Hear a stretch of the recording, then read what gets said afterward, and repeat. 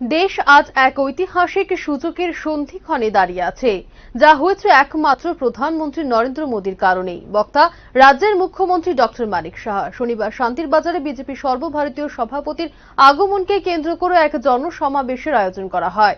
এখানে বক্তব্য রাখতে গিয়ে রাজ্যের মুখ্যমন্ত্রী বলেন, আধুনিক ভারত আজ নতুন ছন্দে এগিয়ে চলছে। প্রধানমন্ত্রীর নেতৃত্বে 9 বছর সময়কাল দেশের ইতিহাসে এক উল্লেখযোগ্য অধ্যায়। সুষ্ঠু পরিকল্পনা নিয়ে কাজ করার জন্য গত 9 বছরে দেশে অভূতপূর্ব উন্নতি হয়েছে। দেশের এই সময়কালে মানুষের কল্যাণের এবং উন্নয়নের সময়কাল হিসেবে চিহ্নিত হবে। প্রধানমন্ত্রী নরেন্দ্র মোদীর জন্য ভারত এখন বিশ্বের শক্তিশালী অর্থনীতিতে পরিণত হয়েছে।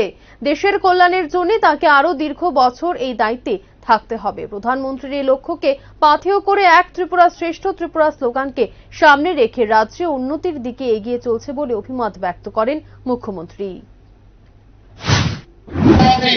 নরেন্দ্র মোদীজির বিচক্ষণ নেতৃত্বে আধুনিক ভারতবর্ষ নতুন উদ্যমে এগিয়ে চলছে।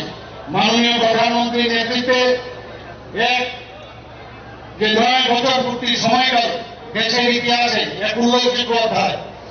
উদ্যম, দক্ষতা ও সুচিন্তিত যে পরিকল্পনা গ্রহণের মাধ্যমে গত 9 বছর দেশে ব্যাপক সংস্কার ও পরিকাঠামোগত উন্নয়ন ঘটেছে।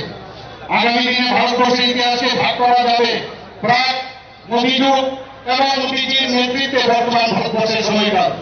দেশের এই সময়কাল জনগণের কল্যাণ এবং সার্বিক উন্নয়নের সময়কাল হিসাবে চিহ্নিত হয়ে যাবে। দীর্ঘদিনের উপেক্ষিত অবহেলিত উত্তর পূর্বাঞ্চলে গত 9 বছর পেয়েছে অভূতপূর্ব উন্নয়নের সুযোগ।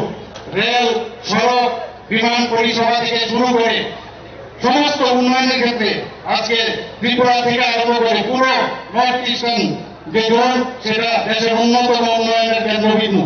প্রধানমন্ত্রীর মার্গদর্শনে আমাদের রাজ্য গত 9 বছরের সময়কালে সার্বিক উন্নয়ন, আত্মনির্ভরতার ক্ষেত্রে অভূতপূর্ব সাফল্য এসেছে। আমি কিছু উল্লেখযোগ্য সাফল্য তুলে ধরছি। কৃষি ক্ষেত্রে রাজ্যে